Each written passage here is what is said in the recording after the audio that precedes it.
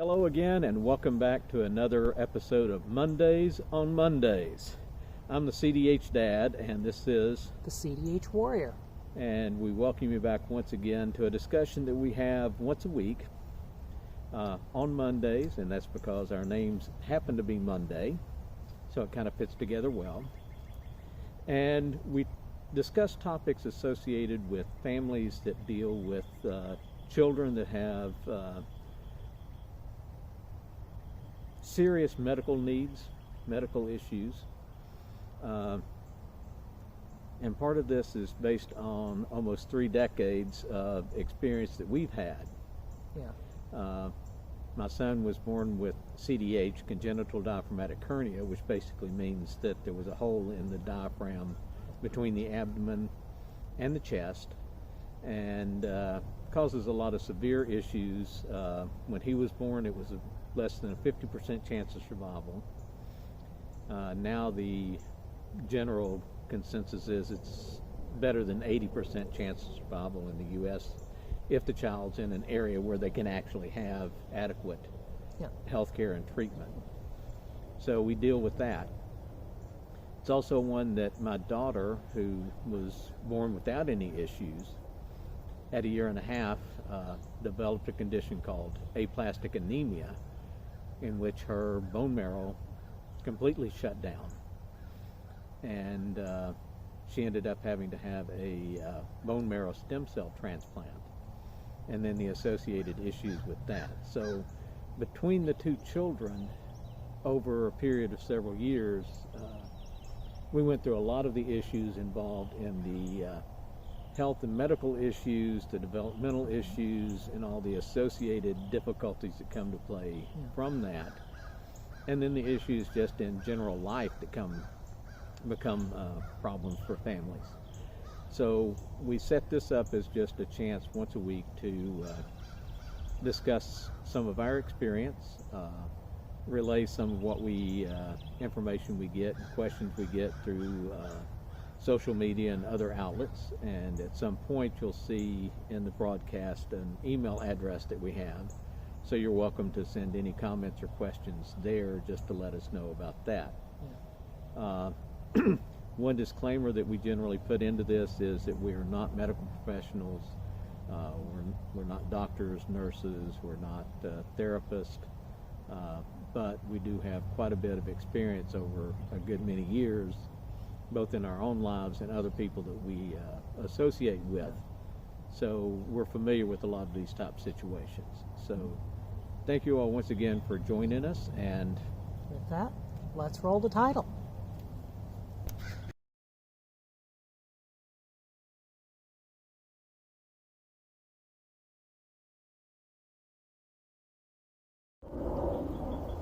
Hello again, everyone, and welcome back. As I said, we kind of pull topics from some of the general communication we get from social media and a lot of contacts that we have. And for today, what I wanted to relate to was a topic that came up in the past week, where someone was talking about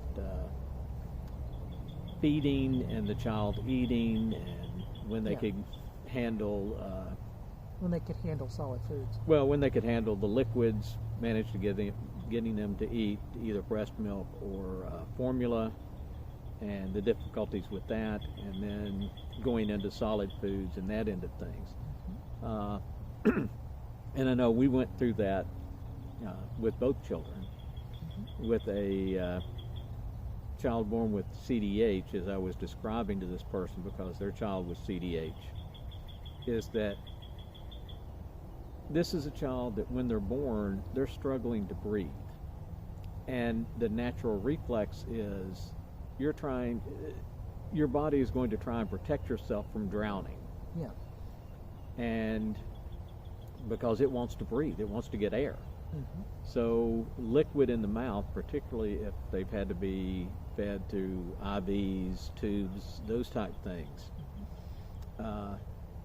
the natural suck-swallow mechanism and that little transition between you're using the same access through your throat to breathe and to swallow. It's just a matter of how the body adjusts to that. And there's not a natural mechanism for that.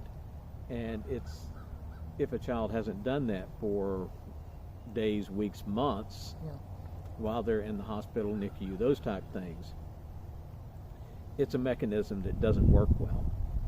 And I know in our experience was one that we worked diligently, but feeding with liquids was just not something that we were able to be successful with. So my son was fed with hyperalimentation, which basically means it was intravenous feeding, nutrition, and then went to a G button where we could actually put a tube and a pump and pump formula and then a mixture of formula and solids that was ground down to be able to go through that device, so that we were able to feed him for almost 2 years. And then once he was able to handle solid food, and once he became acquainted with solid food, actually in an episode where he stole a chicken nugget from his grandmother and some French fries, he began eating on a regular basis. But part of that was he really wanted the solid food he could control better and do better with. We had a similar type situation with my daughter. She was everything typical, handled formula, no problems with that, went to solid foods. But when she went through an extensive period of time having to be IV fed because she was in a hospital setting and really could not eat and had other medical conditions that kept her from being able to eat orally. Once she was home and in the recovery phase, she was also on hyperalimentation. She didn't go into having to have a G tube or a G button or any type of feeding that way. But it was a matter of, it took some time to get to where she was able to handle eating orally and getting nutrition orally. And part of what I wanted to discuss in today's topic is just, we see a lot of the normal developmental timelines in babies and children. But there are things that have to be adjusted for this. If you have a child that was born that was premature, and particularly if they had to spend extended periods of time in the hospital or NICU, then you can consider that for every week that they're in the hospital, you're going to take about 2 weeks off of the developmental timeline of what you would expect. And this is not just in the feeding aspects, but it's also in vocalization. It's in a lot of the movements and physical activities that develop over time. So these are the things you need to look at.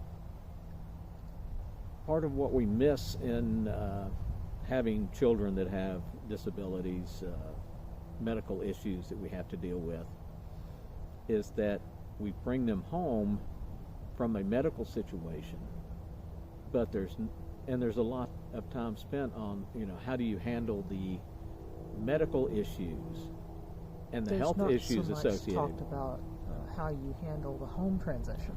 Right. The home transition is something that's missed, and there's really not a good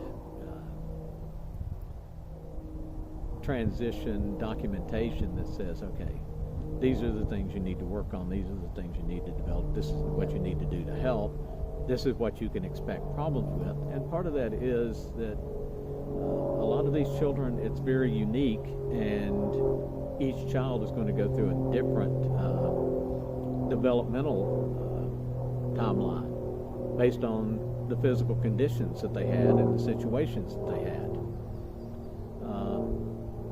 This is where it's really important to work with your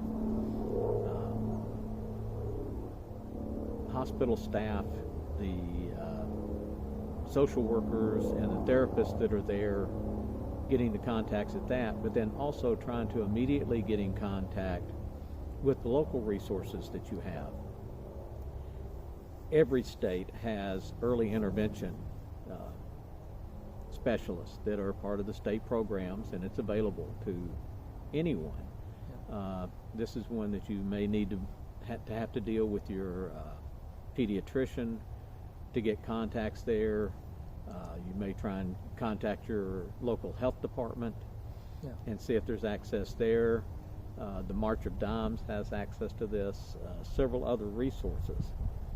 But these are people that you've got a specialist there that can help evaluate the child and determine what is necessary to help keep that child and get that child on track to where they need to be. Because as a parent, there are a lot of different things you've got to try and keep track of and try to evaluate. And we're not professionals in this, so it's not something that we're going to know what to look for. It's very helpful when you deal, because I know with you we had occupational therapy, physical therapy, speech therapy.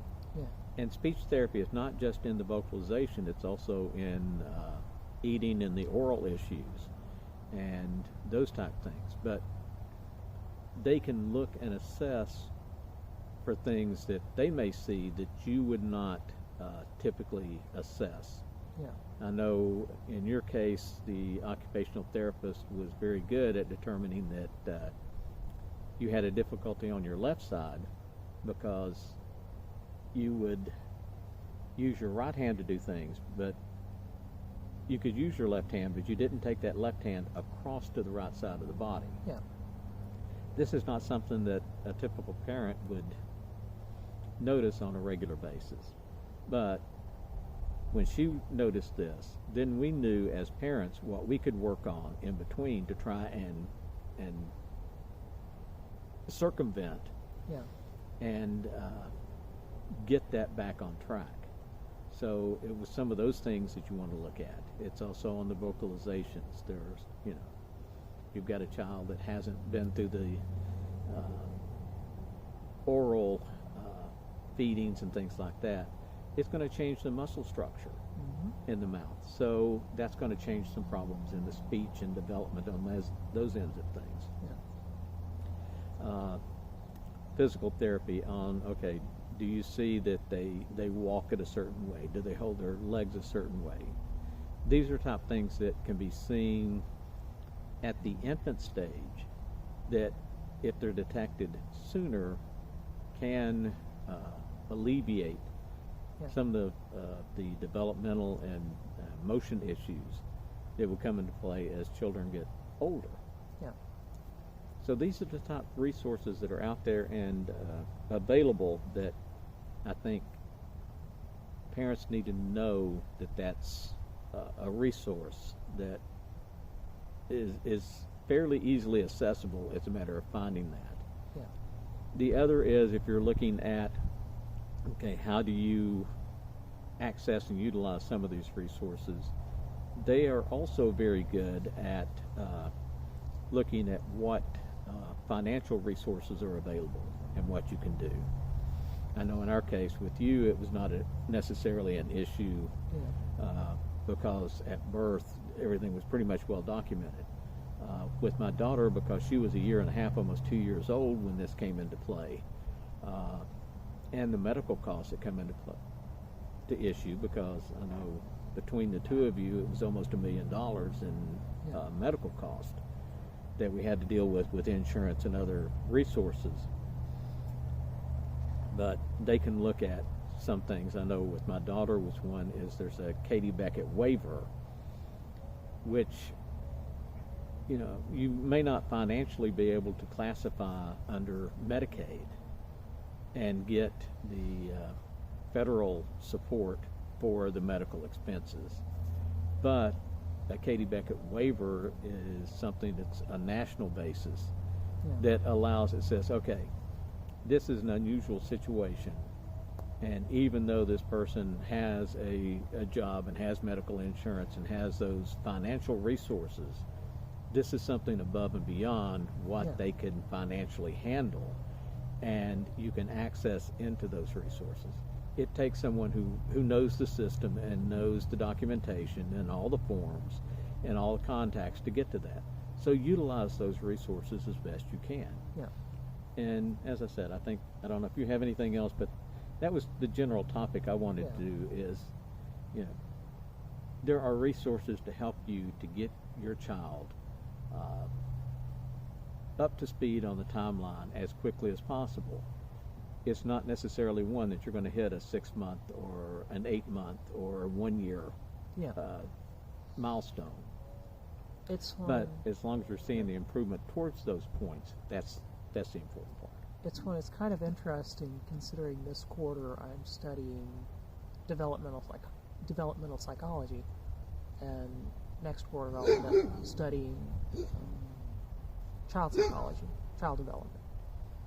But it's one we put so much emphasis on the timeline and what the milestones are supposed to be that we fail to consider where we want to put so much emphasis on the early, like first 2 to 3 years, but we don't look at, do they catch up by the 5-year, the 10-year, right, the 15-year, 20-year right, range. And I think that needs to be looked at quite a bit more.